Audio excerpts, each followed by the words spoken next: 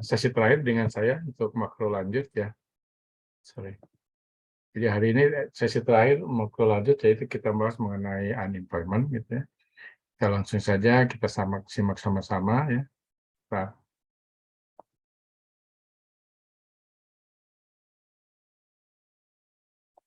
iya.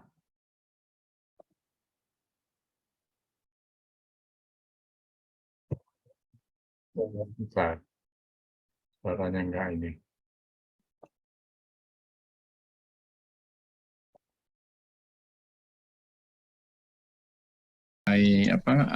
Pengangguran ya.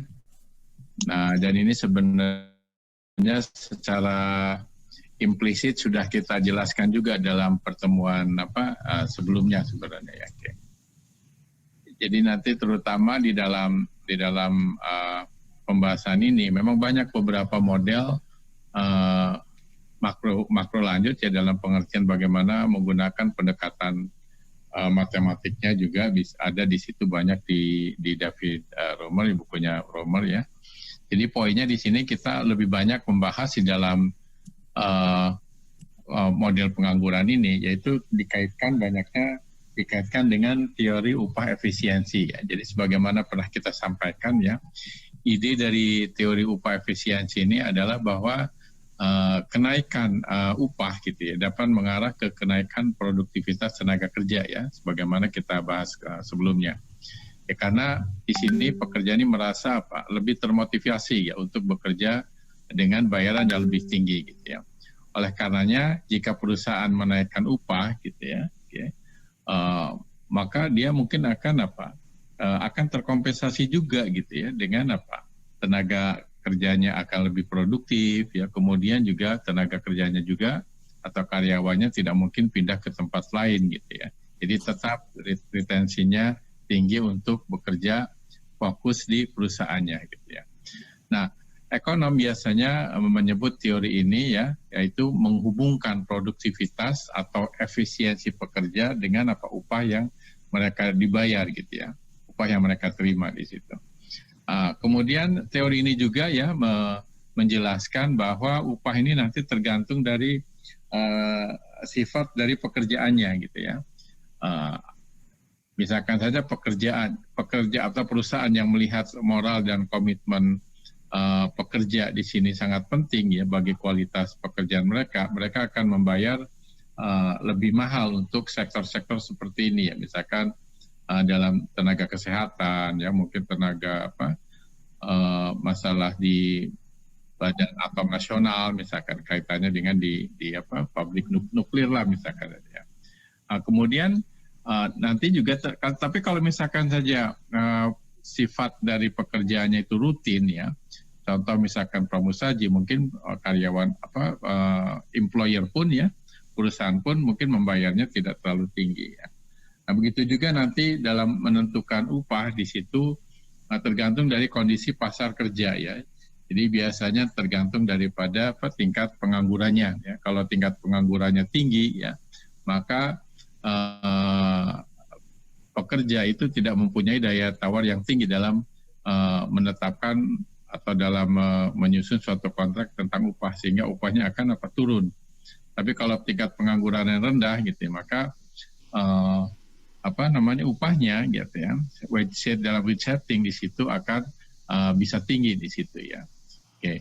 Jadi poinnya ya dalam model upah efisiensi atau efisiensi wage theory ini ya, asumsi utamanya di sini ya bahwa terdapat manfaat dan biaya ya bagi perusahaan dalam membayar upah yang lebih tinggi. Jadi tentu saja ketika membayar upah lebih tinggi ada manfaatnya tadi, produktivitasnya lebih tinggi ya. Tapi juga ini biaya kan, harus mengeluarkan biaya. Jadi ada beberapa pertimbangan mengapa hal ini dapat terjadi ya, perusahaan ini membayar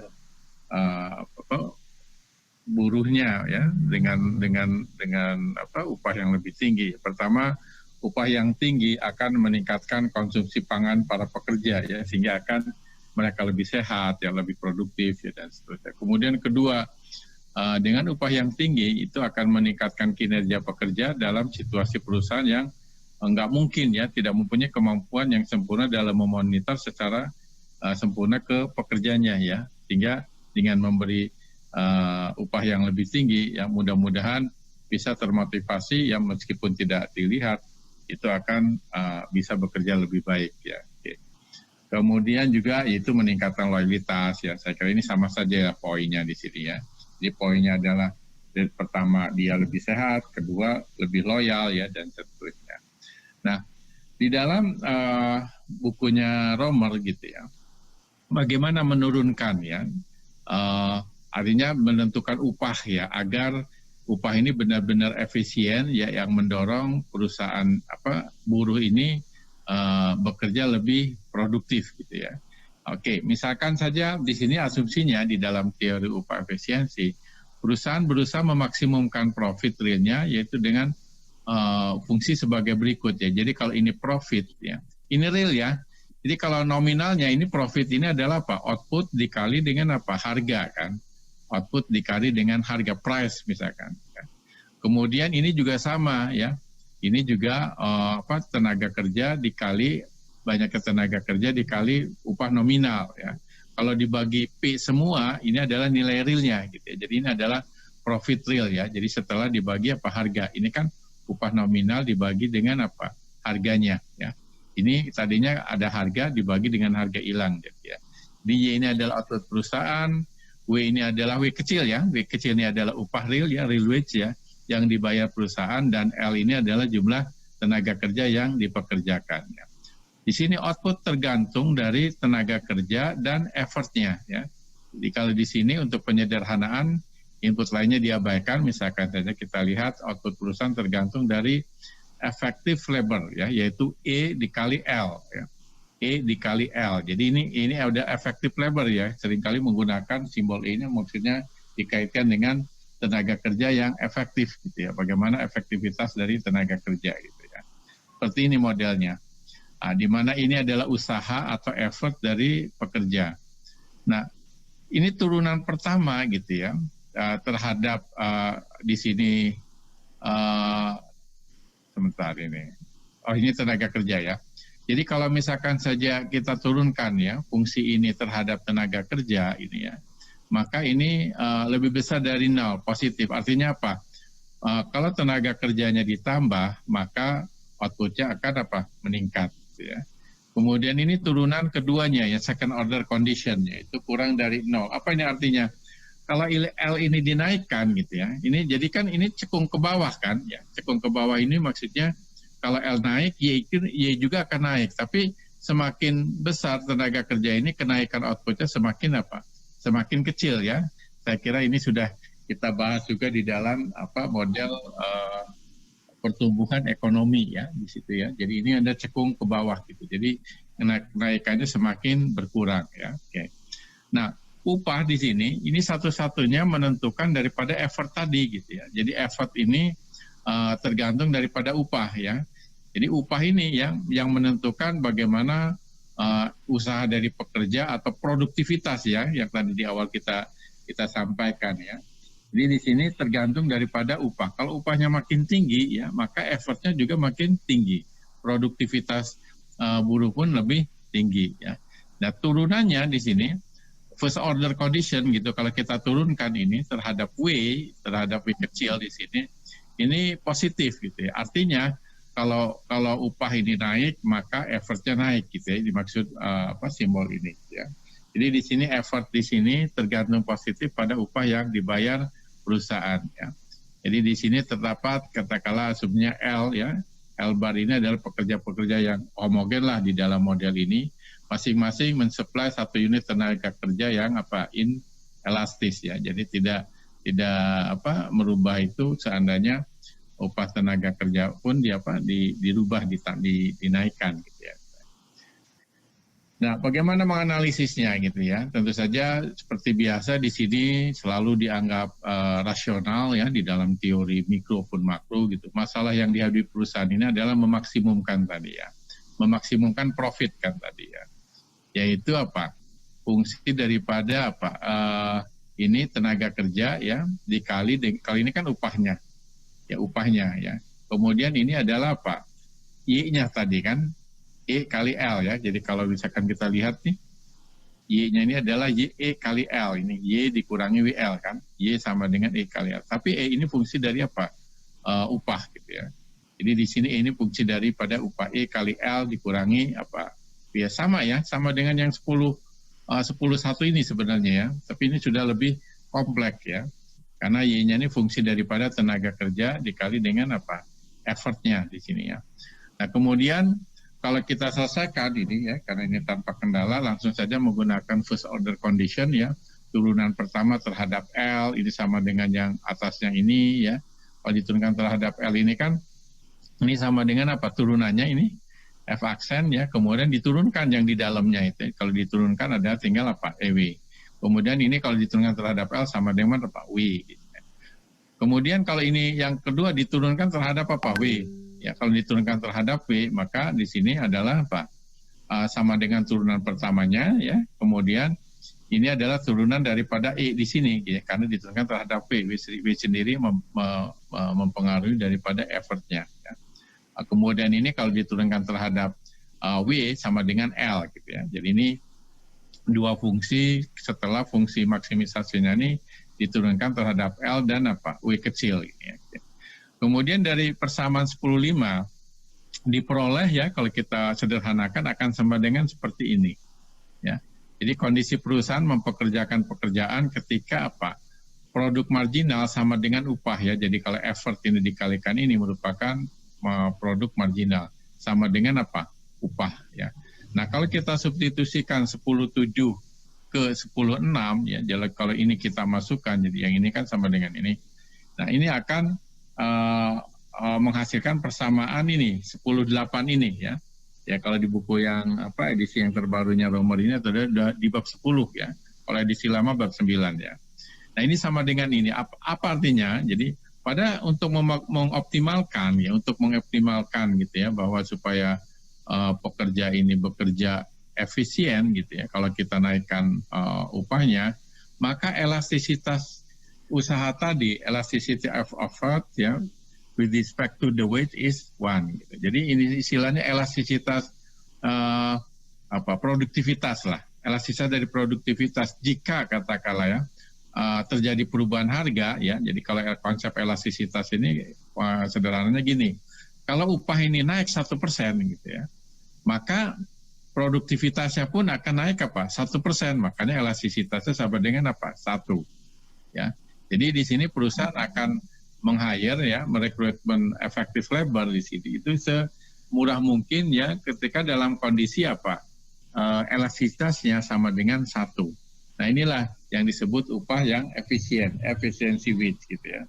Makanya namanya efficiency wage theory. Nah, inilah penurunan matematik ya terhadap upah atau teori upah efisien ini ya. Jadi di sini poinnya ya agar optimal ya maka di dalam kondisi elastisitasnya sama dengan 1 ya. Jadi sekali lagi maksudnya adalah kalau upah ini kita naikkan 1% ya, maka effortnya atau produktivitasnya akan naik 1%. Nah, kalau misalkan saja upah ini naik 1% ya, misalkan saja. Ternyata produktivitasnya bisa naik lebih dari 1, berarti belum optimal gitu ya. Ya, belum optimal, coba naikkan lagi gitu, masih bisa dinaikkan nih produktivitas.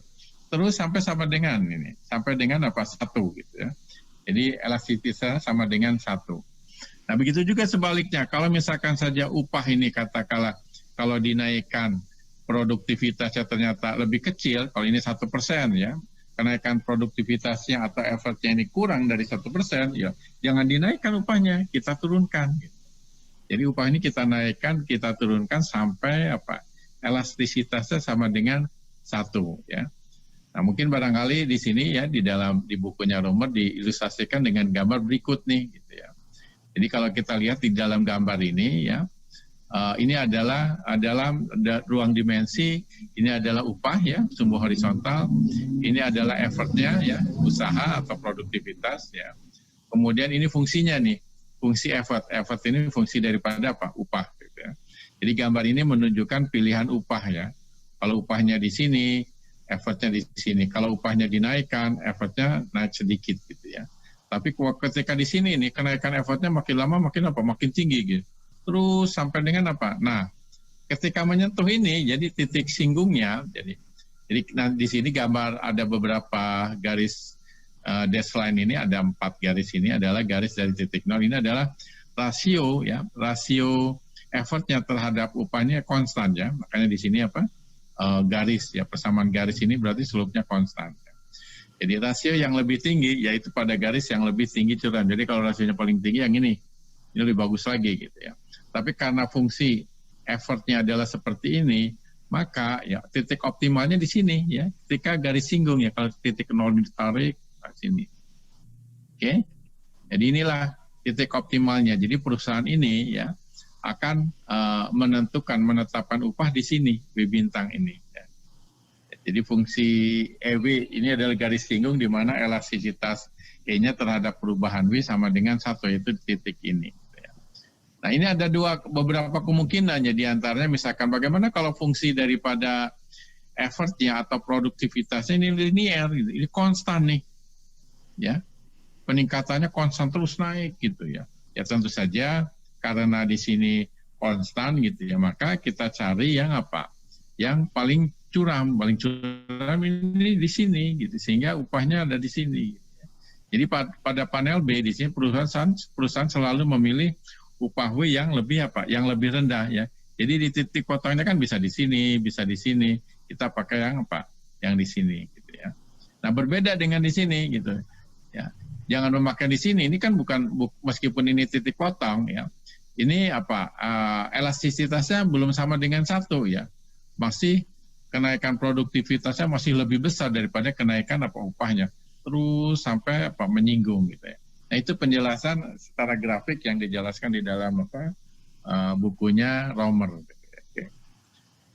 Kemudian, nah bagaimana implikasi daripada teori upah efisiensi ini? Jadi model ini menunjukkan bahwa upah efisiensi ini dapat meningkatkan pengangguran, gitu ya. Jadi dia tanpa seolah fokus terhadap pekerja di perusahaannya, gitu ya. Makanya nanti juga ada model yang namanya insider dan outsider, bisa didekati juga dari situ gitu ya. Kemudian juga upah real ini tidak responsif terhadap perubahan permintaan. Misalnya demand for labor misalkan naik ya, permintaan akan tenaga kerja dari perusahaan naik misalkan, membutuhkan tenaga kerja lebih banyak. Nah karena upah efisien tadi ya, W bintang tadi hanya ditentukan oleh fungsi effort ya, nah tidak ada alasan perusahaan untuk merubah upahnya gitu. Upahnya tetap segitu karena di situ elastisitasnya sama dengan 1. Jadi model ini memberikan penjelasan alternatif mengapa perubahan permintaan tenaga kerja menyebabkan perubahan yang besar pada lapangan kerja, pada employment gitu ya. Dan perubahan yang relatif kecil pada upah real. Jadi upahnya tidak begitu berubah, tapi dalam perubahan employment-nya bisa cukup besar gitu ya. Jadi selain itu juga fakta bahwa upah real ya dan effort di sini tidak berubah di sini ya. Ini berimplikasi bahwa biaya ya 1 unit tenaga kerja efektif ini juga tidak berubah ya. Jadi sebagai hasilnya di dalam model penentuan harga, nanti perusahaan menentukan harganya gitu ya. Di sini maka untuk menaikkan harganya nggak punya insentif. Artinya insentif untuk penyesuaian harganya itu relatif kecil ya, karena perubahan upahnya tidak besar atau kecil gitu ya. Tapi ini juga di dalam Romer mengatakan berimplikasi bahwa dalam jangka panjang gitu ya, dalam jangka panjang jika pertumbuhan ekonomi ini menggeser atau merubah permintaan tenaga kerja, upah real tidak berubah ya, dan pengangguran akan cenderung turun gitu ya. Jadi memang beberapa pendapat yang agak kontroversial ya dalam hal ini adalah meningkatkan pengangguran ini dalam jangka pendek ya. Yang ini dijelaskan dalam jangka panjang gitu ya. Ya, kenapa? Karena tentu saja dengan produktivitas naik itu akan menggeser atau akan menaikkan permintaan tenaga kerja. Nah, itulah nanti tingkat penganggurannya cenderung menurun. Ya. Oke.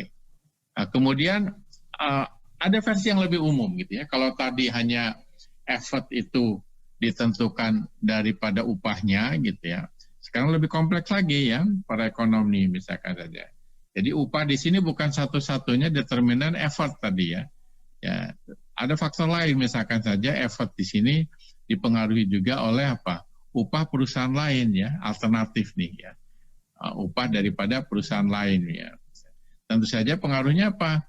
Kalau misalkan saja perusahaan lain upahnya lebih tinggi gitu ya, maka effortnya akan apa? Akan menurun kan? Oh, perusahaan lain aja tinggi, masa kita nggak dinaikkan? Misalnya. Jadi ini pengaruhnya apa? Negatif gitu ya. Nah begitu juga kalau ternyata perusahaan lain memberikan upah yang lebih rendah, wah berarti di sini perusahaan dia tuh memberi upahnya lebih tinggi sehingga akan apa? Naik gitu effortnya gitu ya. Oke. Kemudian juga tadi di awal dijelaskan bahwa penentuan upah pun nanti tergantung daripada apa kondisi labor market ya, yaitu diantaranya misalkan saja kondisi tingkat penganggurannya ya. Jadi kalau tingkat pengangguran tinggi nih gitu ya, nah biasanya pekerja itu akan apa berusaha bekerja lebih baik karena khawatir dia apa PHK gitu ya.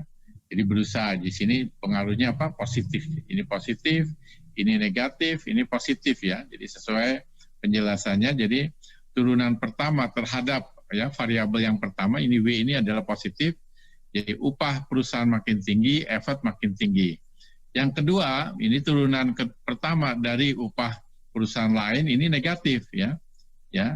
Jadi seperti kayak substitusi gitu kan. Jadi kalau upah perusahaan lain naik, ya maka effort kita akan berkurang gitu. Kalau upah di perusahaannya tidak dinaikkan. Nah begitu juga kalau pengangguran ya, jadi kalau kita turunkan terhadap upah ketiga nih, E3 ini maksudnya diturunkan terhadap apa upah ketiga gitu ya. Jadi ini fungsi daripada, ini fungsi ya, fungsi daripada variabel ketiga yaitu unemployment ya. Ini positif nih ya. Jadi kalau di sini maksudnya turunannya positif, artinya kalau unemployment tinggi maka effortnya akan apa tinggi ya, sebagaimana yang tadi dijelaskan. Ya. Jadi, nah bagaimana kita selesaikan model ini? Nah ini sama modelnya, ya. Jadi kalau kita selesaikan ya dengan fungsi tersebut, ya ini menghasilkan dua persamaan berikut sama seperti yang tadi ini. Ya.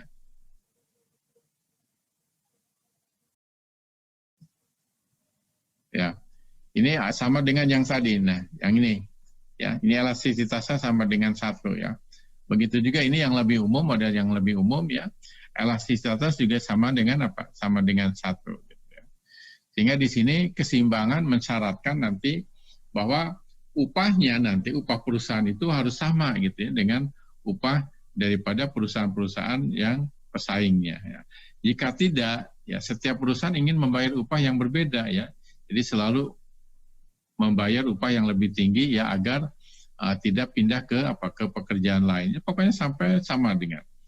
Kalau tidak sama ya akan terjadi adjustment di situ. Okay.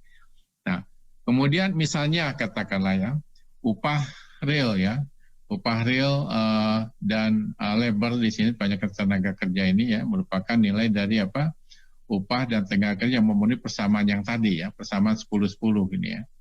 Ya, yang memenuhi persamaan ini jadi ya terhadap upah efisien. Kemudian tentu saja dengan keseimbangan ya upah perusahaan itu sama dengan perusahaan-perusahaan lainnya juga. Nah, jadi sebagaimana sebelumnya, jika N kali L tadi ya banyaknya perusahaan ini katakanlah N ya dikalikan dengan tenaga di masing-masing perusahaan ini L bintang lebih kecil daripada angkatan kerja ya maka keseimbangan upah adalah upah efisien tadi ya. Dan juga terdapat pengangguran sebesar ini angkatan kerja dikurangi orang yang bekerjanya. Ya. Nah, tapi jika ya tenaga kerja yang digunakan di masing-masing perusahaan dengan dikalikan dengan banyaknya perusahaan lebih besar daripada angkatan kerja, gitu ya, maka upahnya akan meningkat dan akan terjadi keseimbangan pasar tenaga kerja. Jadi clear ya. Jadi sesuai permintaan daripada perusahaan gitu ya seperti itu. Nah itulah penjelasan dari efisiensi wage theory, gitu ya, efisiensi wage theory. Nah banyak sebenarnya model-model tentang pengangguran nih. Ada yang namanya model upah efisiensi dari Shapiro dan Stiglitz gitu ya. Nah dia juga menjelaskan ya di awal kan dijelaskan tadi bahwa perusahaan ini kan punya kemampuan terbatas dalam monitoring effort dari tenaga kerja gitu ya. Di situ juga ada beberapa asumsi, ya, ada 4 asumsi dan seterusnya. Gitu ya. Jadi poinnya gitu ya, semuanya ini adalah bahwa upah ya bisa menentukan produktivitas buruh atau pekerja ya dalam bekerjanya gitu. Itulah makanya ide daripada upah minimum regional sekarang di situ adalah tujuannya supaya produktivitas daripada buruh atau pekerja itu naik ya.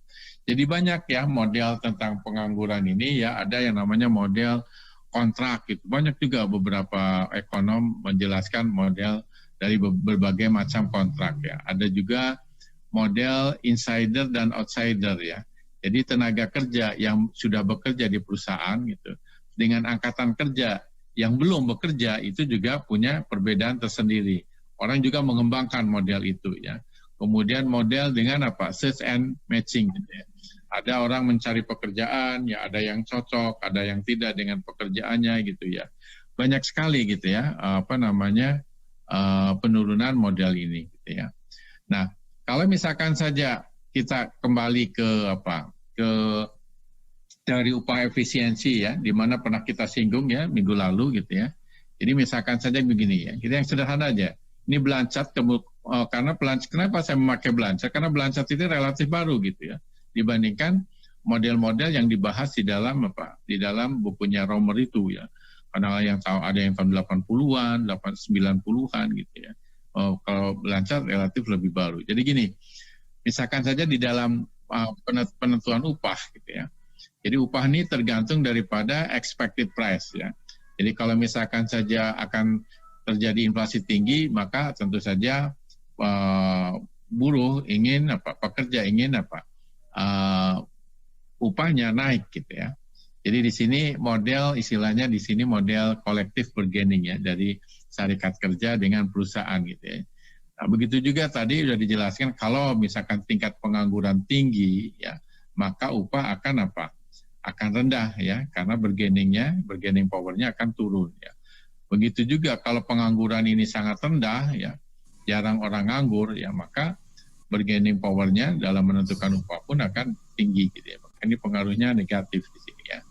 Nah, begitu juga jet ini dianggap pokoknya sebagai catch all variable ya, variabel yang lainnya lah, semua variabel yang merupakan variabel yang bisa mempengaruhi upah ini positif gitu ya. Contoh misalkan ada yang namanya unemployment insurance ya, asuransi pengangguran atau kadang-kadang juga disebut unemployment benefit gitu ya, atau manfaat ketika orang menganggur ya. Jadi di negara-negara maju ini biasanya kalau mereka sebagai pekerja, kemudian dia tiba-tiba nganggur, ada yang namanya asuransi pengangguran ya. Jadi pembayaran bagi pekerja yang kehilangan pekerjaannya gitu ya. Entah karena perusahaan ini bangkrut ya, entah juga karena ada situasi misalkan saja seperti pandemi sekarang gitu ya. Kemudian di dalam menentukan harga, kalau tadi adalah wage setting-nya, ya misalkan saja contoh fungsi produksi ini ya, contoh fungsi produknya sederhana gitu ya, jadi menghubungkan antara input yang digunakan dalam produksi dan kuantitas output yang diproduksi. Misalnya kita asumsikan perusahaan ini memproduksi barang yang hanya menggunakan tenaga kerja misalkan ya, sama yang tadi dengan efektif labor yang tadi di awal tadi ya. Jadi Y sama dengan AN. A ini adalah produktivitas ya. Ini banyaknya tenaga kerja misalkan ini AN. Kemudian ini output, ini employment, ini labor productivity ya. Kemudian katakanlah dibuat sederhana ya, sama dengan 1 ya. Bisa saja Anda mengatakan kenapa tidak lebih besar dari 1? Kenapa nggak kurang 1? Nah, Blanchard ini melihat yang di tengah-tengahnya gitu ya. Karena memang ada satu tenaga kerja bisa menghasilkan output yang lebih banyak ya. Tapi ada juga satu output ya bisa dikerjakan oleh tenaga kerja yang banyak gitu. Sehingga mungkin secara rata-rata untuk penyederhanaan namanya juga model ya. Model ini kan abstraksi atau penyederhanaan dari realitas ya. Jadi dianggap satu tenaga kerja sama dengan satu output. Ini untuk penyederhanaan saja. Oke. Nah, kalau misalkan saja harga ini ditentukan dari biayanya kan karena ini satu tenaga kerja gitu ya, satu tenaga kerja satu output gitu ya, maka harganya ini adalah ini biayanya ya, upah ini ya, kemudian berapa keuntungan yang ingin dia peroleh. Nah, keuntungannya disebut sebagai markup ya, sebagai markup. Oke. Nah ini sebentar ini, jadi tadi juga filenya agak ini ya. Bentar, saya stop dulu. File yang satunya.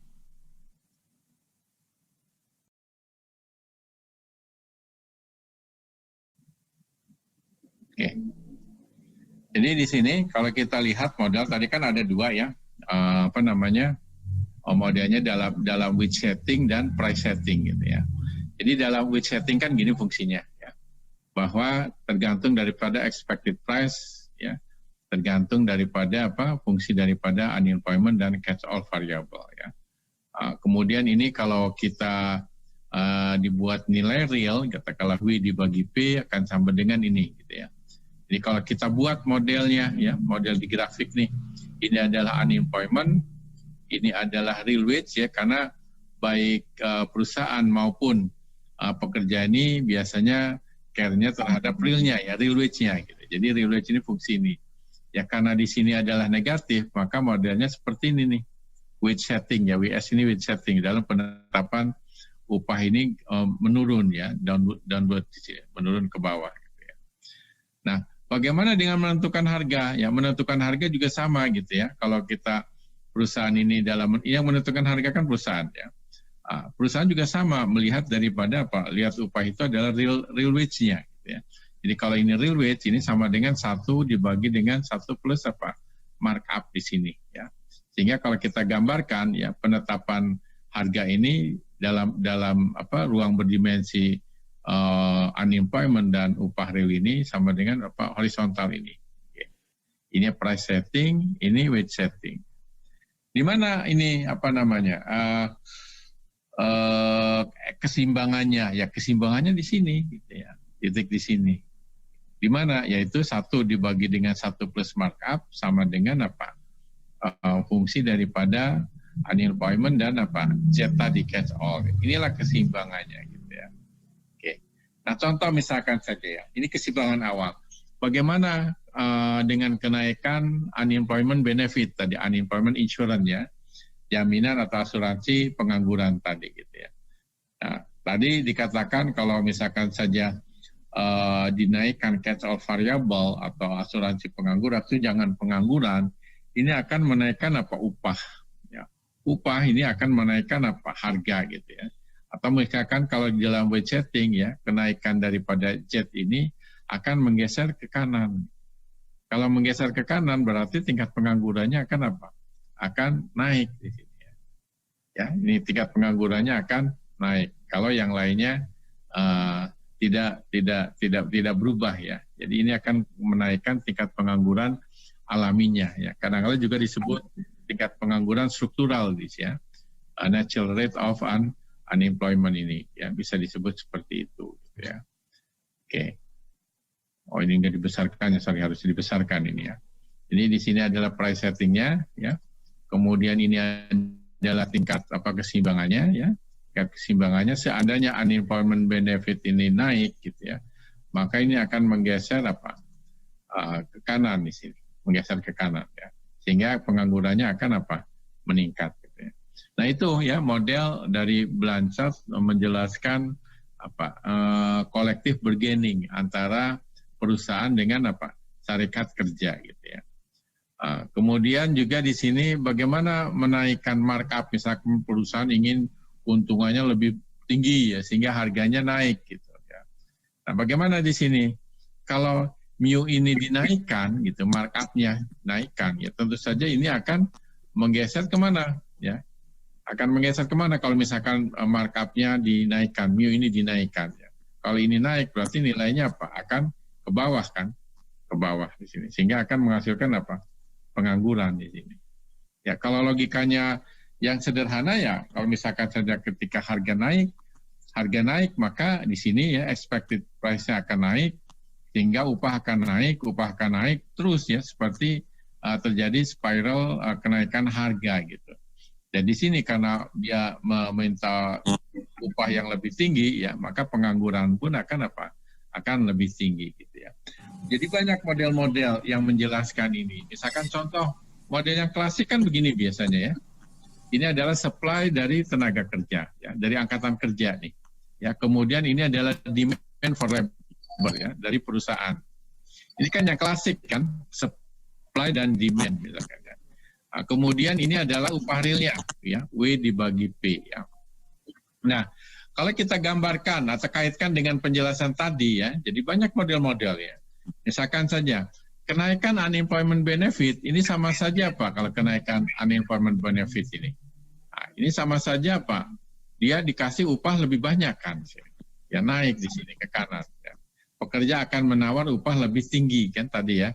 Dengan ini akan penentuan upahnya akan lebih tinggi, sehingga SL-nya, supply of labor-nya akan ke atas. Ya. Dan ini akan menaikkan apa? Pengangguran. Sama kan dengan penjelasan tadi. Ya. Kalau yang tadi kan penjelasannya gini, ketika unemployment benefit ini naik, maka pengangguran akan naik. Ya. Nah, begitu juga dengan model klasik sama juga gitu. Ya. Jadi pendekatan dari pasar faktor produksi, yaitu tenaga kerja ini banyak ya penjelasannya, dan semua mengarah yang sama gitu ya. Nanti kemarin kan pernah cerita bahwa nanti agregat supply-nya positif gitu ya. Nah ini untuk yang klasik ya, ini untuk yang klasik ya. Contoh yang lain misalkan saja yang tentang markup nih. Kalau ada terjadi kenaikan markup gitu ya, akan menaikkan harga sehingga upah realnya apa yang diterima akan turun.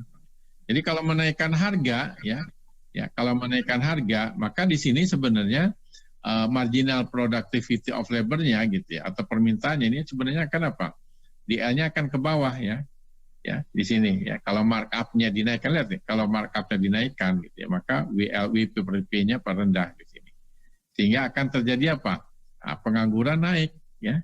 Jadi kalau demand for labor dari perusahaan ini turun ya, maka akan terjadi pengangguran gitu ya. Jadi di sini yang tadinya segini jadi lebih sedikit yang di hire gitu ya. Nah, begitu juga ya tentang dampak upah minimum sekarang nih ya. Upah minimum regional misalkan ya. Jadi di sini diceritakan bahwa kondisi permintaan dan penawaran dalam pasar tenaga kerja di Indonesia merupakan salah satu pertimbangan yang penting bagi pengambil keputusan oleh pihak perusahaan, angkatan kerja maupun pemerintah. Pemerintah dalam hal ini, Kementerian Tenaga Kerja berkoordinasi dengan Pemda yang menetapkan beberapa kebijakan yang bertujuan melindungi tenaga kerja dari eksploitasi pengusaha. Salah satu kebijakan yang sering kontroversial ya, adalah penetapan tingkat upah minimum regional ya, yang ditetapkan dalam Perda ya. Misalkan saja dari kabupaten, kota maupun provinsi. Nah, kalau misalkan saja Anda ditanya bagaimana atau jelaskan tentang teori upah efisiensi itu, efficiency wage theory, dan kaitkan dengan kebijakan UMR ini. Jadi kalau misalkan ini adalah tingkat keseimbangannya di sini, kemudian UMR ini naik ke atas gitu, apakah memang terjadi pengangguran gitu? Ya. Dan ini bisa dijelaskan, apakah memang terjadi pengangguran kalau misalkan saja upah minimum regionalnya dinaikkan. Nah itu tadi sudah dijelaskan gitu. Sebenarnya ini tidak akan terjadi pengangguran. Kenapa? Karena dengan upah minimum regional dinaikkan, produktivitas tenaga kerja lebih tinggi. Kalau lebih tinggi, nanti dia bisa bergeser ke sini gitu. Jadi poinnya nanti di sini. Ada nggak sih sebentar? Oh enggak, habisnya. Jadi nanti begini, dengan upah minimum regional katakanlah ini naik ya. Jadi soalnya ada pengangguran kan? Supply-nya di sini, orang angkatan kerja yang mau bekerja di sini lebih banyak karena upah minimum regional naik nih 12 nih ya. UMR ini sama dengan 12, sedangkan demand-nya di sini. Berarti ada excess supply atau surplus tenaga kerja, pengangguran. Apakah memang terjadi pengangguran? Sebenarnya nanti tergantung bagaimana upah tadi ya. Kesensitifan upah dalam meningkatkan produktivitas yang tadi dijelaskan itu ya. Misalkan begini ya. Sebentar, agak terhalang. Misalkan begini, saya gambarkan ini. Oh, nggak keluar ya. Oke. Jadi begini. Jadi kalau misalkan saja katakanlah dengan kenaikan upah minimum regional, kan produktivitas meningkat. Kalau produktivitas meningkatnya begini, gitu ya, kata gini, gitu ya. Jadi sebenarnya tidak terjadi kenaikan pengangguran, gitu. Jadi tergantung ya, bagaimana kenaikan upah itu mendorong, memotivasi pekerja lebih produktif enggak, gitu. Nah begitu juga kenaikan produktivitasnya bagaimana gitu. Apakah lebih besar apa lebih kecil gitu ya. Tadi dijelaskan kan optimalnya adalah ketika elastisitasnya ya sama dengan 1 gitu ya. Jadi kenaikan 1% dalam upah akan menaikkan juga kenaikan 1% dalam produktivitasnya. Nah, begitu ya terkait dengan masalah pengangguran ini. Jadi banyak model-model cerita tentang pengangguran gitu ya. Ada model klasik seperti ini, ada model collective bargaining ya, ada juga model upah efisiensi. Nah, itu barangkali yang bisa saya sampaikan untuk materi pengangguran ini ya. Jadi lebih banyak kita cerita tentang efisiensi wage theory. Ya. Oke, baik, silakan kalau ada pertanyaan. Kita teruskan aja ya diskusi ini ya. Kita ini.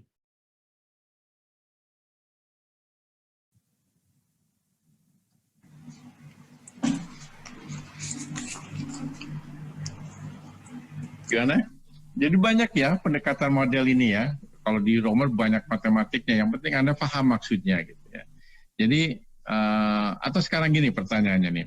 Bagaimana di dalam praktek ya? Seandainya Anda sebagai perusahaan misalkan, pemilik perusahaan. Gitu. Bagaimana menetapkan upah ini biasanya? Ya, bagaimana? Apakah dalam konteks ini ya upah kalau gitu naikin aja yang banyak nanti dulu. Bagaimana menentukan bahwa upah ini akan meningkatkan produktivitas? Gitu. Ya sama gitu ya. Dalam upah minimum regional itu dinaikkan kan maksudnya supaya produktivitas pekerja meningkat. Gitu. Tapi sekarang faktanya gimana? Apakah produktivitas tenaga kerja meningkat gitu ya? Dengan meningkatnya UMR gitu kan? Ya, kan kadang-kadang tiap tahun itu kan banyak demo ya. Nah sekarang ini sudah Sudah dibuat yang namanya Undang-Undang Ciptaker ya. Ini masih rancang undang-undang ya. Sekarang udah menjadi Undang-Undang Ciptaker nih. Bagaimana menurut Anda tentang undang-undang ini gitu ya? Konon kalau kita lihat dengar dari cerita pemerintah sih katanya untuk mendorong investasi ya dari berbagai perusahaan ya sehingga nanti berimplikasi akan meningkatkan atau menciptakan tenaga kerja gitu ya. Maka dibuat undang-undang yang relatif lebih ringkas dari sekian undang-undang dijadiin satu ya, maka namanya Omnibus Law itu kan seperti itu. Jadi sebenarnya ini kalau Anda perhatikan ya ini sebenarnya mengurangi peran daripada serikat kerja. Karena umumnya serikat kerja ini gitu ya, di mana-mana biasanya lebih sejahtera daripada pekerjanya, gitu, daripada buruhnya ya, serikat buruh ya. Nah disitulah supaya tidak terjadi katakanlah kan kadang-kadang ada yang provokasi ya bahkan konon katanya dari satu sisi kemarin banyaknya demo itu sebenarnya adalah dari ketidakpuasan daripada partai buruh atau istilahnya serikat pekerja itu ya, serikat pekerja seluruh Indonesia, ada juga serikat buruh Indonesia SBI dan seterusnya. Nah itulah gitu ya. Nah itu tinggal ini aja ya keyakinan kita ya terhadap undang-undang yang agak kontroversial ini. Memang ini relatif relatif kontroversial dan ini belum selesai sebenarnya ya. Karena undang-undang Ciptaker ini juga membutuhkan perubahan di peraturan pemerintah ya.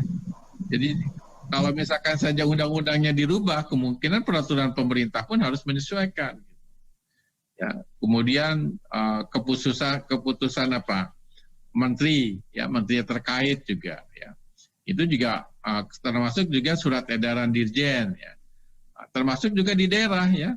Peraturan bupati, peraturan wali kota, peraturan gubernur gitu ya terkait dengan Omnibus Law ini ya itu juga harus berubah gitu. Jadi masih banyak pekerjaan gitu. Sehingga ada beberapa kepala daerah yang nggak setuju kan, nggak setuju nih dengan adanya karena memang akan jadi pekerjaan mereka nih. Membuat peraturan itu costly juga gitu, ya. Nggak mudah membuat peraturan turunannya, ya. Jadi di sini di dalam Undang-Undang Ciptaker ini sekitar dalam waktu 3 bulan gitu ya. Peraturan pemerintah, keputusan menteri, peraturan di gubernur ya, pergub, perwali, kemudian perbub juga. Termasuk juga perdanya ya yang dari DPRD begitu ya. Nah begitu ya terkait dengan masalah pengangguran ini. Ya. Jadi poinnya memang ya itulah antara beberapa partai itu kadang-kadang punya berbagai kepentingan juga. Oke silakan. Boleh bertanya, Prof? Ya. Boleh bertanya, Prof? Ya, terkait dengan penetapan UMR, Prof. Karena hampir setiap tahun kita menetapkan UMR dan selalu meningkat nilainya. Dan itu kan harapan kita kan secara teori adalah itu memacu terhadap produktivitas tenaga kerja. Tapi pada kenyataannya banyak justru tenaga kerja yang secara produktivitas sama saja antara dia tidak naik upah dengan dia naik upah. Justru perusahaan akan istilahnya mengkompensasi kenaikan upah itu terhadap peningkatan harga produk yang dihasilkan gitu, sehingga yang terjadi adalah kita mengalami inflasi yang cukup tinggi. Nah, di satu sisi juga di pengangguran, para pengangguran itu kebanyakan tidak menginginkan kan upah yang cukup tinggi, Prof. Yang penting mereka istilahnya yang penting saya bekerja dulu di awal para pencari kerja itu. Nah, sehingga ini juga menyulitkan para pencari kerja untuk masuk ke dunia kerja karena upah yang ditetapkan terlalu tinggi, sedangkan mereka menginginkan yang penting saya kerja. Berapa upahnya yang didapat, terutama pekerja yang belum pernah memiliki pengalaman, mereka inginnya kan di upah rendah pun tidak masalah, di bawah UMR sedikit pun tidak masalah.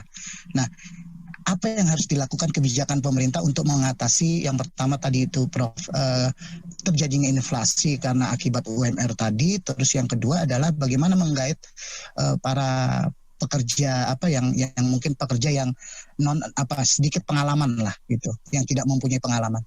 Terima kasih, Prof. Oke, ini Rijal kerja di mana, Rijal? Di IPB, Prof. Oh, di IPB. Oh, Rijal IPB nih. Iya, Prof. Saya kira orang-orang dari Kementerian Tenaga Kerja gitu. Tidak, Prof. Jadi gini ya, Prof. itulah gitu ya. Makanya di sini kan pada dasarnya gitu, pemerintah ini kenapa emang nggak mudah ya Omnibus Law ini. Jadi begitu banyak peraturan atau undang-undang yang dijadikan satu. Tujuannya ya seperti yang disampaikan ya beberapa kali oleh pemerintah itu bahwa supaya investor ini ya mau kita kalau menginvestasikan di Indonesia ini ya, sehingga bisa menciptakan pekerjaan gitu ya, dan akhirnya bisa mengurangi pengangguran ya. Tadi seperti Saudara Rijal bilang katanya sebenarnya bagi pengangguran itu tidak setinggi UMR pun nggak apa-apa, yang penting saya kerja gitu. Nah idenya seperti itu gitu ya, sehingga dibuat atau diciptakan yang namanya Undang-Undang Cipta Kerja ini ya, Ciptaker ini gitu ya. Oke. Nah, dari teori yang tadi kita sampaikan ya bahwa teori upah efisiensi ini ya, kalau upah dinaikkan maka ya produktivitas ya atau effort atau loyalitas dari pekerja itu akan meningkat gitu ya. Nah, apakah ini terjadi seperti itu gitu ya? Rasanya dari berbagai penelitian gitu ya, meskipun UMR ini dinaikkan ya, ya di situ kan Anda lihat ya UMR itu komponen-komponennya kenapa harus naik gitu ya. Itu banyak itu, ada tunjangan HP, ada tunjangan kecantikan segala gitu ya, itu. Ada itu ya. Komponen-komponen kenapa UMR harus naik gitu ya. Nah, ternyata dari berbagai penelitian ya itu peningkatan produktivitas dari tenaga kerja itu tidak meningkat gitu. Atau dalam yang tadi kita bahas itu elastisitasnya tidak sama dengan 1 gitu. Jadi poinnya ketika katakanlah UMR ini naik 1% gitu ya, ternyata produktivitasnya ini naiknya lebih kecil lebih kecil dari 1%. Kalau lebih kecil dari 1% ya tadi dijelaskan kan upahnya jangan dinaikkan. Jadi harus apa? Diturunkan gitu kan, seolah begitu. Atau dalam konteks ini ya jangan dinaikkan gitu. Kalau dinaikkan maka kenaikan produktivitasnya apa? Turun, jadi rugi. Nah itulah gitu, banyak beberapa perusahaan yang enggan melakukan investasi di Indonesia karena terlalu kuatnya partai buruh gitu ya, partai serikat pekerja itu gitu ya. Oleh karena itu kalau Anda lihat undang-undang Ciptaker itu ya, itu akan mengurangi peran daripada serikat kerja itu gitu. Ya, akan mengurangi dilihat di situ ya, sehingga rasanya dengan adanya undang-undang ini karena nggak merasa dirugikan itu ya. Jadi demo-demo ini terutama dari itu gitu, dari kawan-kawan dari serikat kerja ini gitu. Karena mereka rugi dengan adanya begini, perannya akan berkurang. Ya. Dan di dalam cerita-cerita buruh pun ya, banyak buruh yang cerita, saya ini bingung gitu ya. Ada beberapa supir kawan saya gitu ya, dia mengeluh katanya, isinya kerja itu mau kerja tapi sama serikat kerja diancam gitu kan. Kalau tidak kerja ya, kalau misalkan demo gitu, dia juga takut terhadap employer-nya, takut terhadap perusahaannya gitu. Jadi seperti dilema gitu. Yang mana yang harus dituruti gitu ya. Nah, dari pengalaman-pengalaman inilah ya diciptakan undang-undang Ciptaker supaya peranan serikat kerja ini dikurangi gitu ya. Nah, sehingga barangkali dengan dikuranginya ini ya perusahaan pun bisa akan bekerja lebih baik lagi gitu ya. Jadi tidak harus dinaikkan gitu ya upah minimum regional ini gitu ya. Upah minimum regional pasti dinaikkan seandainya keuntungannya makin tinggi dari perusahaan itu. Ya, begitu. Memang dilema di sini ya, berkaitan dengan UMR. Tapi begini, yang profesional, misalkan kalau Anda jadi employer ya, yang profesional bagaimana menetapkan upah gitu ya. Nah, sekarang sebenarnya sudah banyak diterapkan di perusahaan yang bonafit ya, termasuk juga di BUMN ya. Di BUMN ya. Kalau di KL itu awalnya dari Kemenq gitu ya. Biasanya di dalam penetapan gaji atau upah gitu ya, dilihat misalkan pokoknya berapa ya, kemudian nanti dikaitkan dengan insentif pekerja gitu. Ya kalau insentifnya ya misalkan entah dari produktivitasnya, entah dari kehadiran ya, ada itu dihitung bagaimana ukuran kinerjanya. Jadi nanti kenaikannya ini tergantung, kalau kinerjanya baik akan ditambah tunjangan kinerja yang lebih banyak lagi. Tapi kalau kinerjanya turun gitu ya, maka akan dikasih kinerjanya juga lebih rendah lagi misalkan seperti itu. Nah ini barangkali ya sistem remunerasi yang lebih fair gitu dibandingkan UMR sekian, bekerja yang bagus dengan tidak bekerja yang bagus sama saja UMR gitu kan, seperti itu. Jadi memang sekarang sudah mulai begitu di mana-mana gitu ya. Termasuk Rizal juga kan sama gitu ya. Katakan sebagai dosen di IPB gitu, tergantung kalau ngajarnya sedikit ya dikasih tunjangan kinerja ngajarnya sedikit. Kalau ngebimbingnya sedikit ya ini sedikit, tapi kalau ngajarnya banyak, ngebimbingnya banyak, dikasih BKD pun lebih banyak lagi kan seperti itu. Gitu. Jadi inilah sistem merit system lah, merit system atau sistem remunerasi yang lebih fair dibandingkan langsung gelondongan naik tapi tidak dilihat bagaimana sebenarnya pengaruh terhadap produktivitas atau effort kerjanya tadi gitu ya, seperti itu. Jadi begitu ya. Nah, ini ada kaitannya dengan bagaimana mekanisme ya seandainya Anda mempunyai buruh ya. Saya kira banyak di semua nih. Di rumah kan pasti punya kan ya. Di rumah punya asisten rumah tangga kan? Ya. Iya, Pak. Jangan itu, harus bagaimana kalau memang 1-2 orang sih gampang melihatnya gitu kan. Bisa dipakai mekanisme seperti itu. Gitu. Jadi ada semacam tunjangan kinerja gitu. Banyak itu ada cerita, ada direktur perusahaan bank ya. Banknya bank pemerintah gitu. Kemudian dia ditawari bank swasta yang gajinya bisa 200 juta gitu sebulan gitu ya. Di situ dia hanya waktu itu sekitar 20-an juta ya, itu 10 tahun yang lalu ya. Nah, kemudian dia pindah ke swasta dia dengan berharap dapat 200 juta. Tapi 200 juta itu kan ada asumsinya kalau misalkan saja kinerjanya menaikkan customer lebih banyak, menaikkan deposito lebih banyak sekian, ini sekian gitu.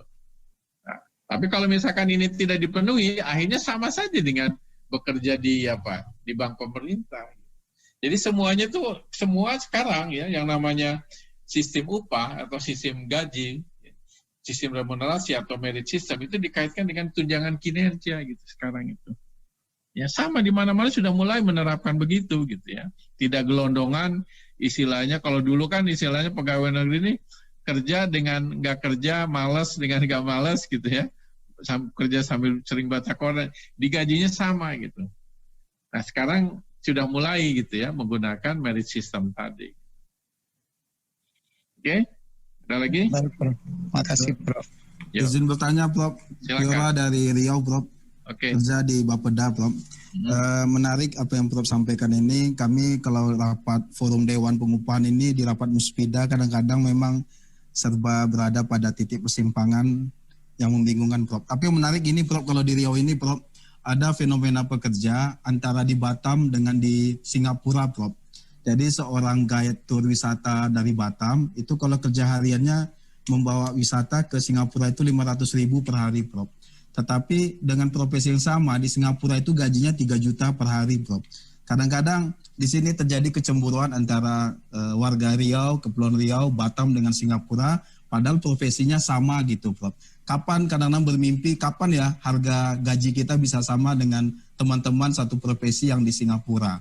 Lalu diskusi sementara, Prof, kenapa demikian? Karena di Singapura tentu mereka melindungi tenaga kerja lokalnya, jumlah tenaga kerjanya yang sedikit, sedangkan di Indonesia kita boom. Apalagi nanti demografi kita 2030 angkatan kerja kita sangat tinggi. Jadi gimana caranya, Prof ya? Jadi apakah perlu kita membentuk klaster gitu, Prof? Artinya yang bisa bekerja di Kepulauan Riau, di Riau itu adalah KTP Riau, jadi tidak semuanya bisa masuk. Hari ini, Prof, fenomena tol yang ada di daerah Sumatera, pekerjanya didatangkan dari Jawa semua, Prof. Jadi penduduk lokal demo nggak bisa kerja, tapi kan kita ikatan NKRI ya, sulit juga kita melindungi tenaga kerja lokal gitu, Prof. Apa perlu kita membentuk klaster ya, Prof? Seperti di Singapura, mereka melindungi tenaga kerja lokalnya, sehingga orang Batam tidak bisa masuk dengan gaji yang sama gitu, Prof. Terima kasih, Prof.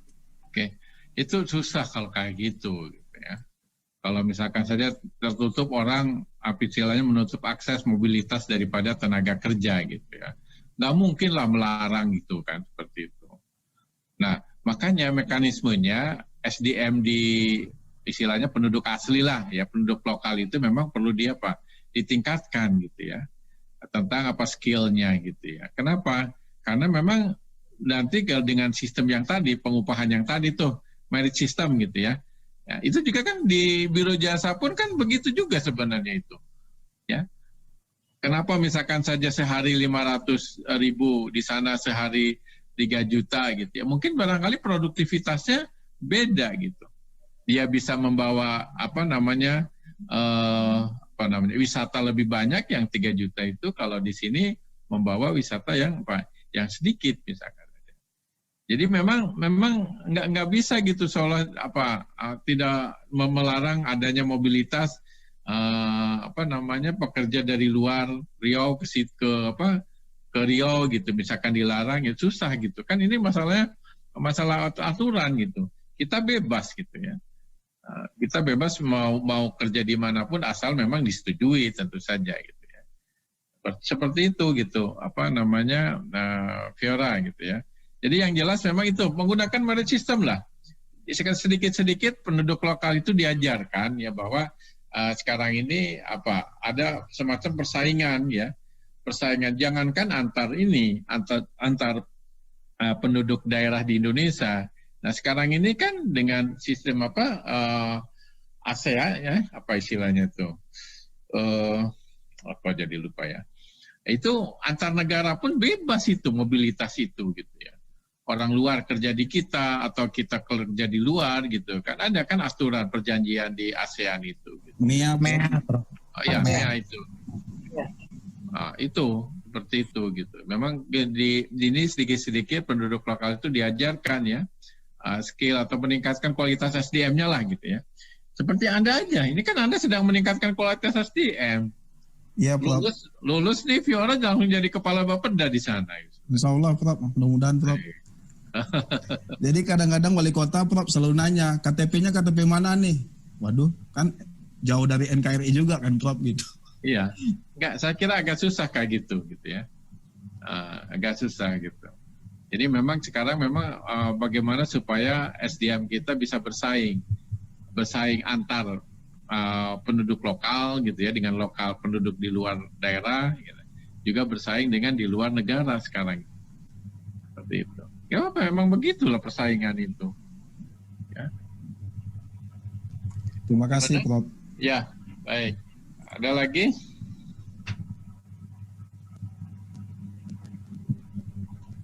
Kepala daerah sudah sosialisasi Prof, sudah mengangkat tema itu Prof. Iya, dan itu merupakan pekerjaan besar-besar juga itu. Biaya intinya memakan resource yang cukup besar, waktu, tenaga itu. Ya, itu kan biaya kan untuk merubah perda, merubah peraturan bupati, peraturan gubernur seperti itu. Oke. Baik ya. Jadi poinnya ya tentang apa yang kita bahas ini adalah bagaimana gitu ya peningkatan insentif tadi ya. Insentif kan macam-macam ya. Bisa dalam bentuk gaji pokok, bisa dalam tunjangan gitu ya. Banyak ya di situ ya. Nah, jadi kalau upah ini dinaikkan gitu ya, kita harapkan ya terjadi kenaikan produktivitas ya atau effort di sini ya. Di mana optimalnya ini adalah elastisitasnya sama dengan 1 gitu. Jadi selama kalau elastisitasnya lebih dari 1 gitu ya, maka upahnya dinaikkan. Tapi kalau misalkan saja elastisitasnya kurang dari 1 ya, berarti kenaikan upahnya ini lebih besar daripada kenaikan produktivitasnya, maka upahnya dikurangi gitu kan, seperti itu. Gitu. Nah ini sebenarnya diterjemahkan sekarang ini dalam model merit system tadi gitu. Ya, yang kinerjanya lebih baik ya dikasih tunjangan lebih banyak, kinerjanya kurang baik ya tunjangannya juga lebih sedikit seperti itu. Jadi begitu arahnya gitu ya, supaya benar-benar orang yang kerja keras dikasih gaji yang banyak. Kalau yang biasa saja dikasih juga yang biasa saja gitu kan, seperti itu. Saya kira semua begitulah sekarang itu sudah mulai menggunakan merit system seperti itu. Oke?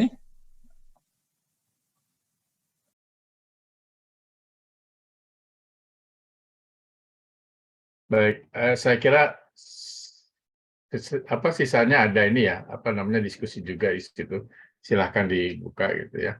Tapi saya ingin nanya gini, apa yang tadi menarik yang ditanyakan kasus di Kepulauan Riau itu kan di Batam katanya sehari 500.000 gitu kan, tapi di Singapura 3 jutaan gitu kan per hari. Nah kira-kira penyebabnya apa tuh dikaitkan dengan teori yang tadi kita bahas gitu? Ada yang bisa jawab?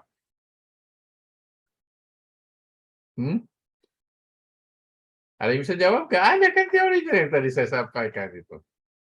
Kenapa kata standar biaya hidup, Prof? Jadi gini, coba kalau misalkan saja Anda lihat ya, pengangguran misalkan saja di Batam dengan di Singapura mana yang lebih tinggi? Jelas di Batam. Sehingga di situ bergening ya dalam upah itu ya, atau mungkin dalam penentuan upah itu relatif rendah apa tinggi?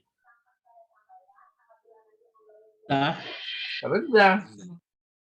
Ya kalau misalkan dia nggak mau segitu ya banyak orang kok yang mau kerja gitu kan tadi kan ya dari modelnya Blanchard itu kan bisa dijelaskan itu ya kalau misalkan saja di Singapura dia kan sangat langka gitu kan tenaga kerja di sana gitu ya artinya penganggurannya rendah gitu sehingga mereka dikasih insentif atau kerja yang lebih lebih tinggi gitu.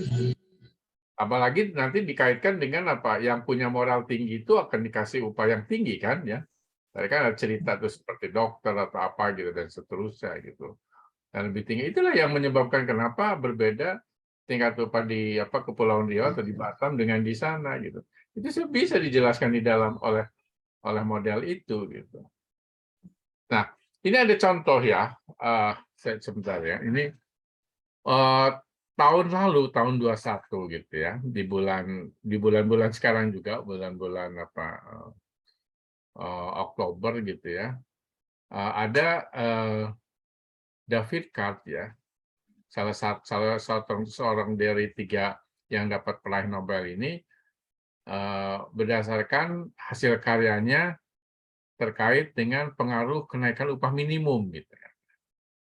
Nah, umumnya karena memang biasanya dibuat katakanlah entah namanya misinformasi atau dipengaruhi pendapat-pendapat mainstream ekonomis yang kadang-kala itu didukung oleh pengusaha gitu, asosiasi pengusaha muda lah gitu, asal pengusaha Indonesia gitu ya, bahwa kenaikan upah minimum biasanya akan meningkatkan apa? Pengangguran kan, mainstreamnya kan, cenderung kan begitu kan, kita nggak bisa menaikkan upah minimum, termasuk juga Ciptaker nih, Omnibus Law ini kan, itu juga kalau ini gimana mau melakukan investasi kalau upahnya mahal-mahal begitu gitu. Kita selalu alasannya begitu gitu. Wajar gitu. Tapi apakah memang benar segitu? Kan sebenarnya harus dilihat kembali dari struktur ininya kan biaya produksi harusnya gitu.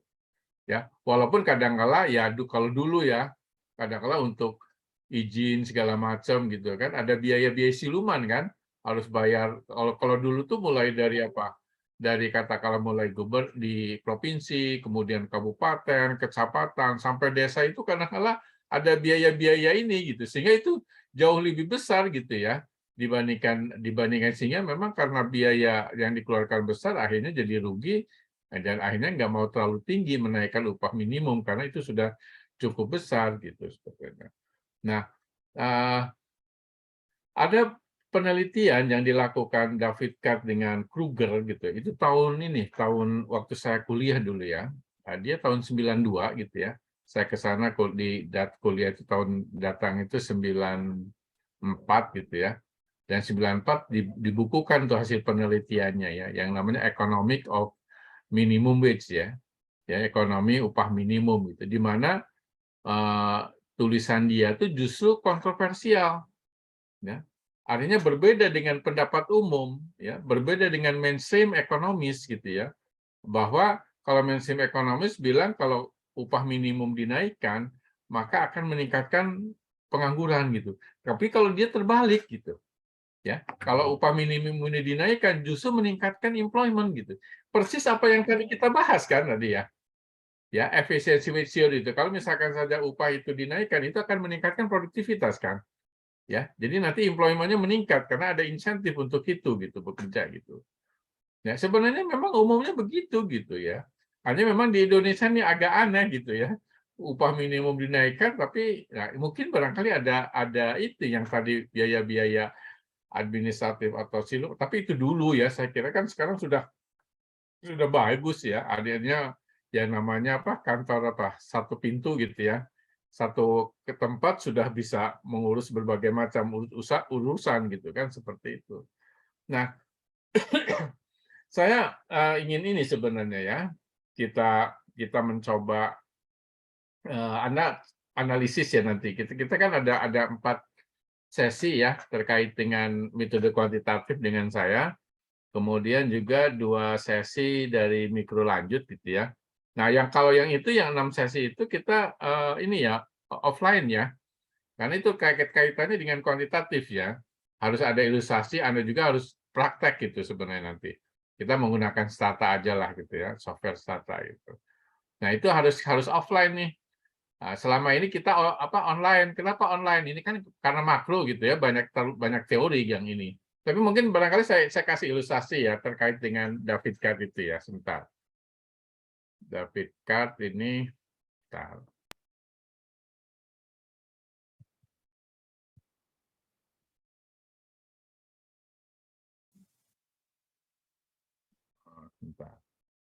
Prof, sebelum ke David Card boleh minta klarifikasi nggak, Prof?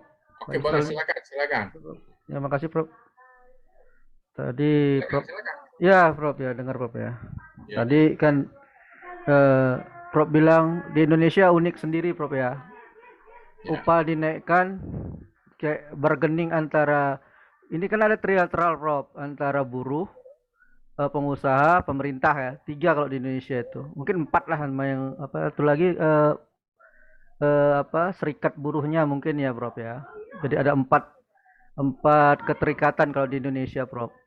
Jadi bergandingnya itu sama-sama kuat, Prof. Ada sisi politik, ada sisi ekonomi ya. Kalau di sisi ekonomi, misalnya mau dinaikkan UMR itu, Prof. Biasanya pengusaha-pengusaha itu mengkompensasinya ke harga jadi naik, Prof. Harga naik, barang naik, yang diproduksinya naik, kompensasinya akibatnya yang ditakutkan sama pengusaha itu demand harganya apa daya beli masyarakat jadi berkurang karena harganya jadi naik. Tarik menarik ini kedua ini tadi yang Prof bilang juga bahwa itu akan meningkatkan produktivitas kan, buruhnya akan meningkat kalau misalnya UMR naik. Itu terus apa menjadi persoalan yang di Indonesia tuh nggak habis-habisnya, Prof.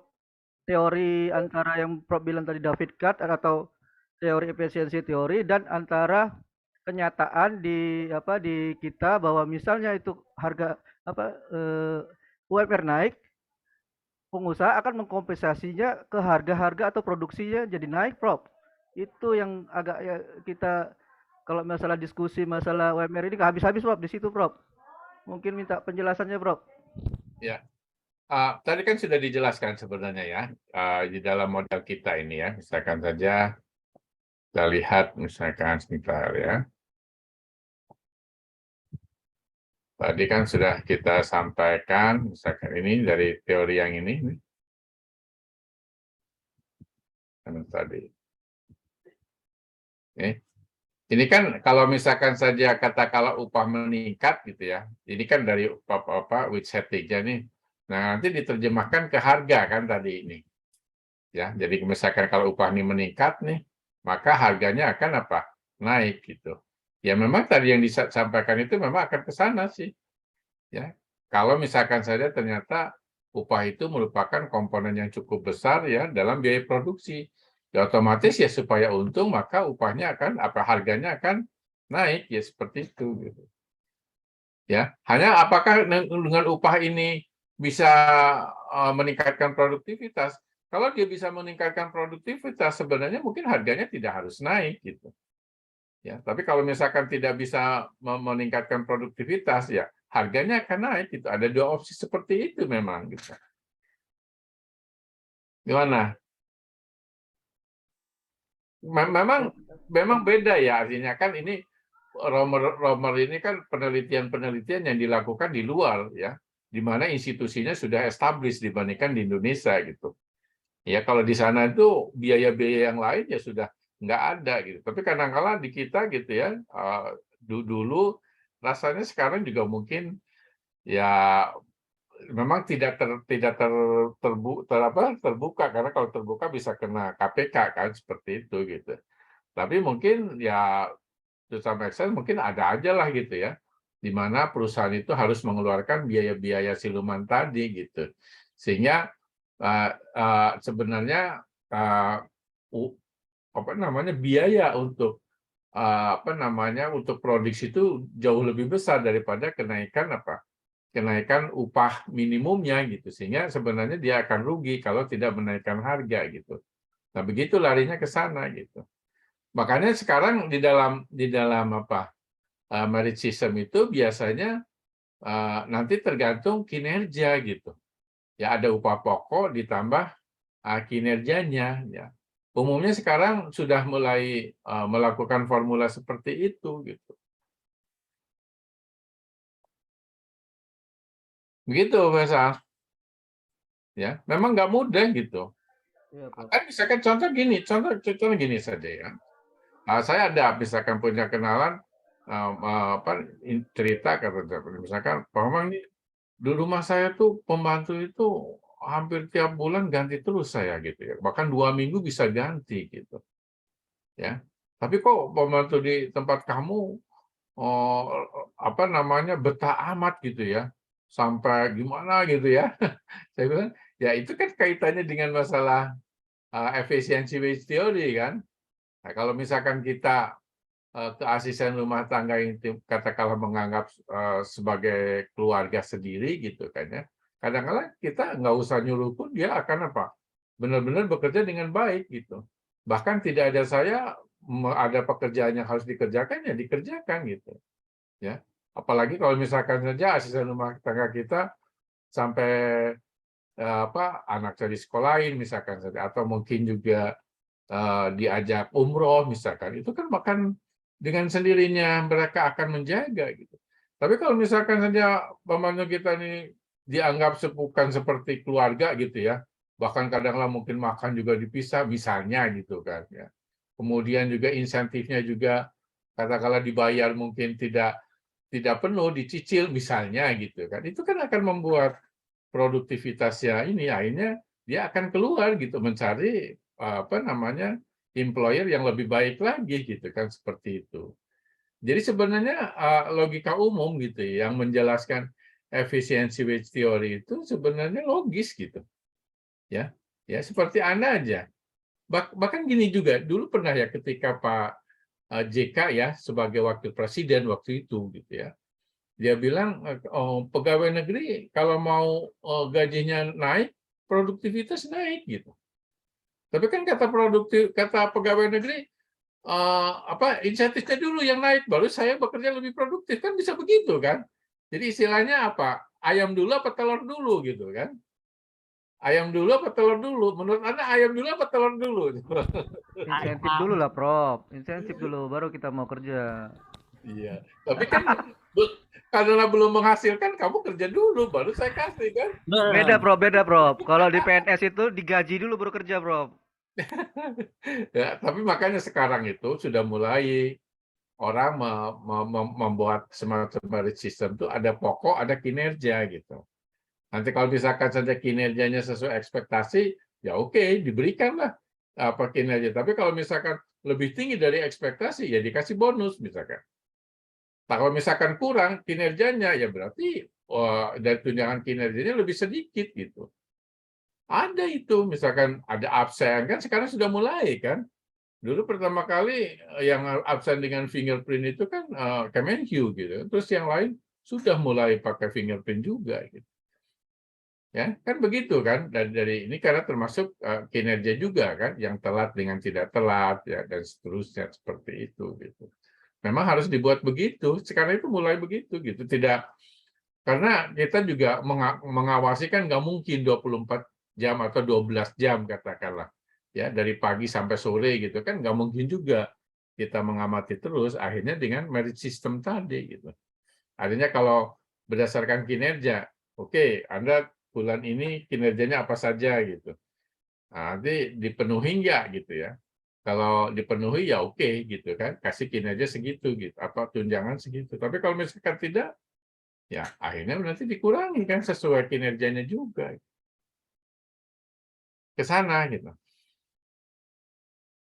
Oke. Nah, oke, tadi diskusi ini ya. Oke, kita coba dulu ya tadi ya. Saya belum ini. Yang tadi David Card tadi ya, nanti kita praktekkan ya ketika offline ya. Saya kasih datanya juga.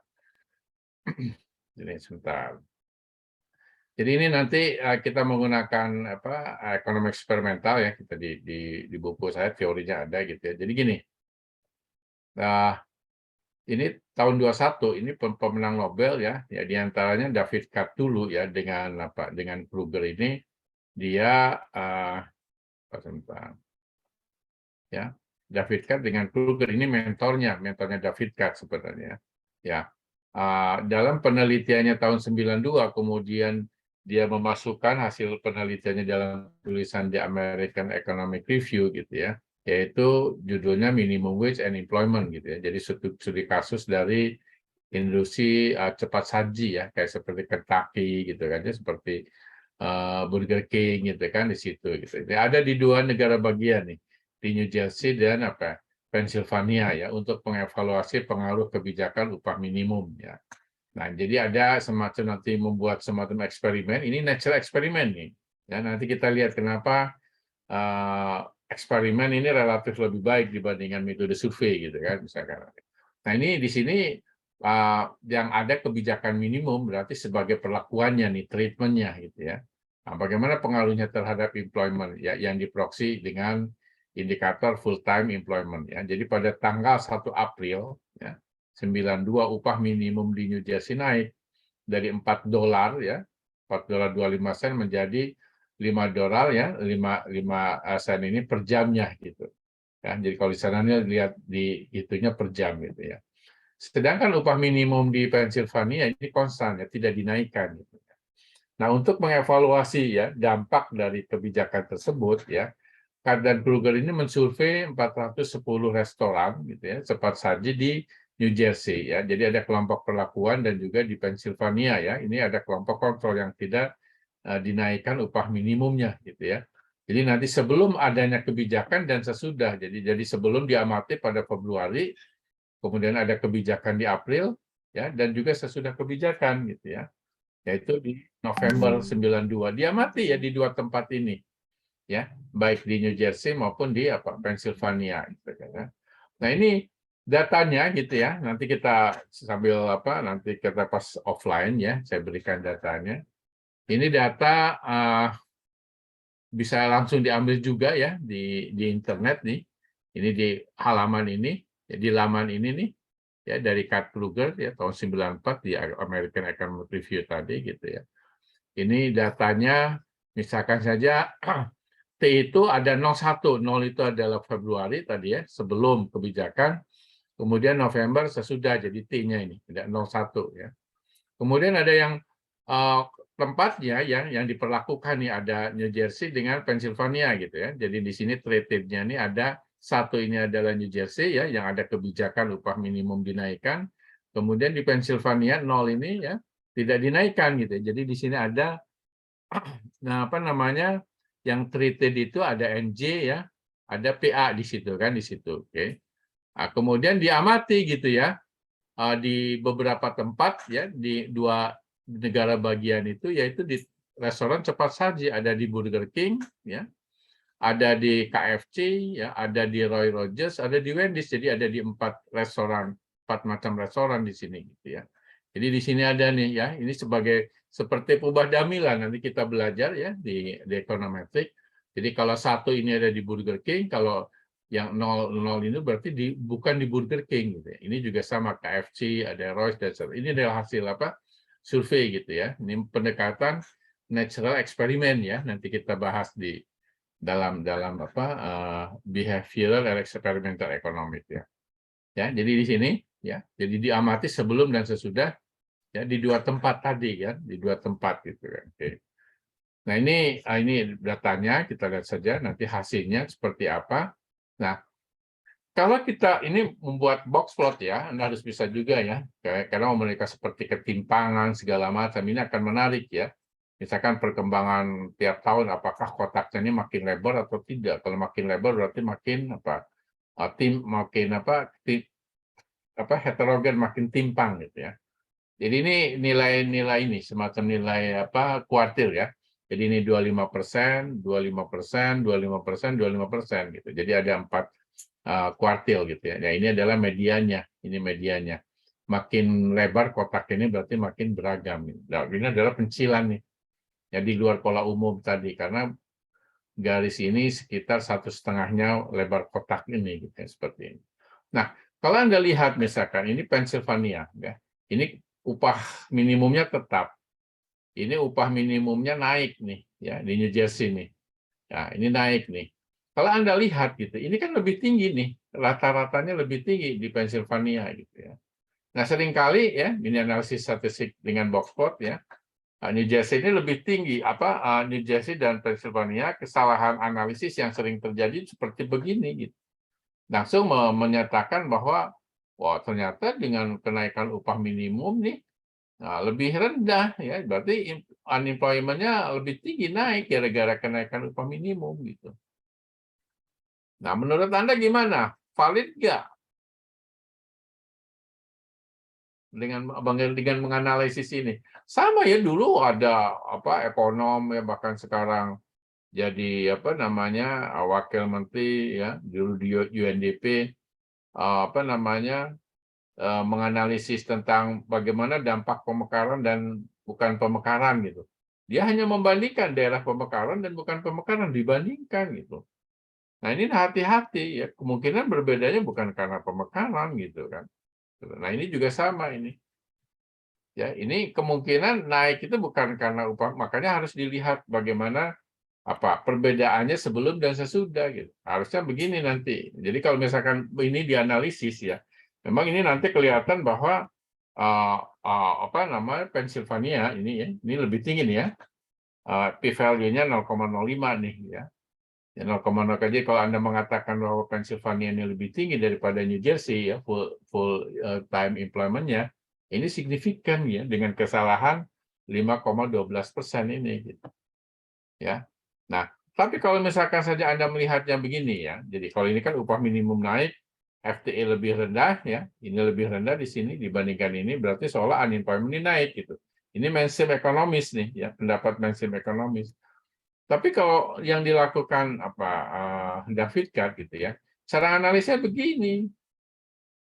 Ya, misalkan saja untuk katakanlah yang kontrol nih, ya yang tidak dinaikkan, justru FTE-nya menurun nih. Ya, jadi ketika dilihat perubahannya nih dari sebelum dan sesudah, dia menurun nih employment-nya. Tapi kalau untuk New Jersey yang ada kenaikan upah minimum ini naik gitu. Nah, ini beda kan? Ya, ini lebih baik, lebih valid di dalam menganalisis yang tadi gitu. Ya. Atau mungkin juga bisa melihat dari sini juga. Jika ketika sebelum ini Pennsylvania lebih tinggi gitu. Tapi setelah sesudah, nah ini sudah engine ini lebih tinggi seperti itu. Ya, jadi di sini kalau misalkan diuji pun ya nanti ya. Jadi upah minimum naik nih, FTE justru meningkat, ya employment naik sesuai efficiency wage theory yang tadi kita bahas tadi. Coba kira-kira dari teori yang kita bahas gitu kan, itu ada dua daerah kan. Tadi kan ada cerita ketika upah minimum misalkan ya, upah minimum naik di tempat lain, kira-kira di tempat tersebut penganggurannya atau effortnya atau gimana penjelasannya? Ada yang bisa jawab tadi? Yang teori yang tadi? Ya, sini ada di sini kita bahas ini. Nah, ini. Ya, ini effort ya. Produktivitas tadi gitu ya. Ketika misalkan saja ya, wage alternatif ya di luar itu tadi ya. Ketika katakanlah tadi di New Jersey. New Jersey ini naik gitu ya. Ketika ini naik, maka employment-nya turun nggak di sini nih? Tadi. Employment-nya turun nggak di Pennsylvania? Misalkan kita cerita di Pennsylvania nih ya, di Pennsylvania nih. Ketika upah kan upahnya tetap kan ya, jadi kita nggak berbicara ini ya, di Pennsylvania kan tetap. Yang naik justru di mana? Di tempat lain kan, di tempat lain. Ketika di tempat lain ini katakanlah meningkat gitu ya, maka employment ya atau effort di situ ya, produktivitas cara bekerja di tempat tersebut di Pennsylvania naik apa turun ini? Turun. Jadi bisa dijelaskan dengan teori ini sebenarnya gitu. Yang tadi itu gitu. Yang siapa? Yang David Card itu. Nah, begitu juga kalau misalkan saja tadi kalau dibalikan gitu ya. Kalau dibalikan misalkan kita cerita ini effort ini adalah effort di tempat melakukan upah minimum di New Jersey gitu ya. Ketika upah minimum ini naik ya, maka di sini teorinya apa? Employment katakanlah atau effort gitu ya. Di tempat di New Jersey itu naik nggak di sini? Ya, naik, meningkat. Gitu. Jadi kalau bayangkan kalau misalkan di tempat Anda, misalkan Anda bekerja di Pramusaji misalkan, kemudian upahnya naik gitu. Anda kira-kira kalau disuruh lembur misalkan, ini ada ini nih kita agak sedikit lama lah kerja karena lagi banyak pesanan segala macam gitu. Anda mau nggak kerja itu? Oh, semangat. Semangat. Tapi kalau nggak ada upah, nggak ada kenaikan, ada kayak gitu, mungkin barangkali jangankan lembur, mungkin bekerja pun bisa setengah hari kan? Karena setengah hari di tempat lain ada objekan nih gitu. Ya, atau bisa saja dia pindah kan dari New Jersey dari Pennsylvania ke mana? Ke New Jersey kan bisa saja begitu kan? Ya, sehingga itulah sebenarnya penjelasan yang tadi gitu. Nah, nanti Anda coba nanti ketika offline ya, kita kan nanti belajar behavioral dan experimental economics gitu ya. Nah, nanti kita membahas mikroekonomi ini jadi gini. Kan ada yang namanya makroeconomics berbasis teori mikro gitu ya. Dulu Prof. Hermanto ini orasinya tentang itu gitu ya. Tapi teori-teori yang kita bahas selama 5 kali pertemuan itu kan banyak asumsi-asumsi kan ya, yang harus dipenuhi gitu ya. Kalau asumsinya begini, modelnya begini gitu ya. Nanti kalau kita belajar behavior economics ya, yang memasukkan aspek sosial, yang memasukkan aspek psikologi gitu ya, seringkali gitu ya, karena tanpa asumsi gitu ya, hasil eksperimennya gitu, hasil dari kejadiannya bisa berbeda ya, bahkan berbeda jauh dengan apa neoclassical economics itu gitu. Nah, itu yang belajar behavioral economics itu. Kemudian bagaimana menganalisis dalam behavioral economics nih? Nanti kebanyakannya kita menggunakan apa? Eksperimen. Ya. Hanya memang banyak beberapa kawan ya, terutama di UI gitu ya. Justru behavioral economics itu banyaknya di FISIP itu.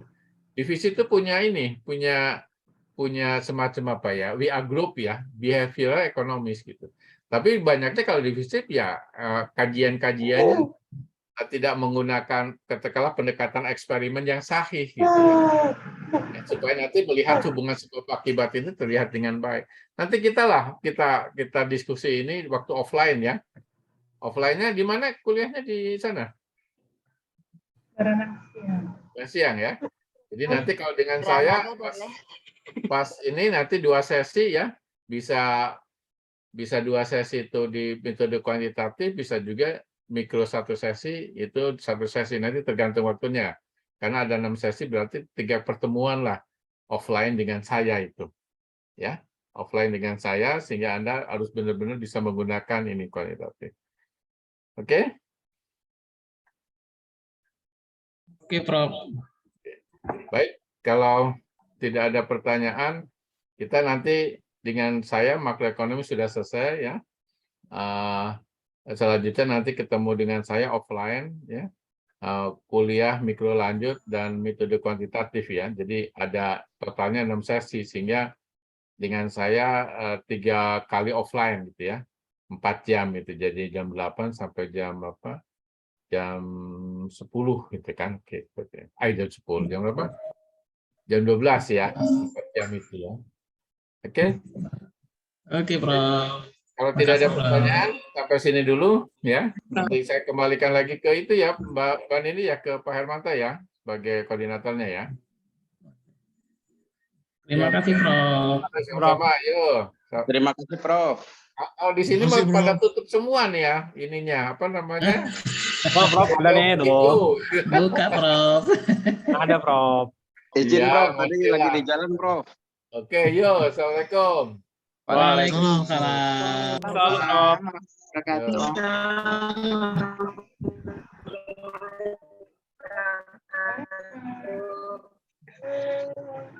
Halo, Pak Jayadin. Alhamdulillah nggak ada tugas. Ya Allah.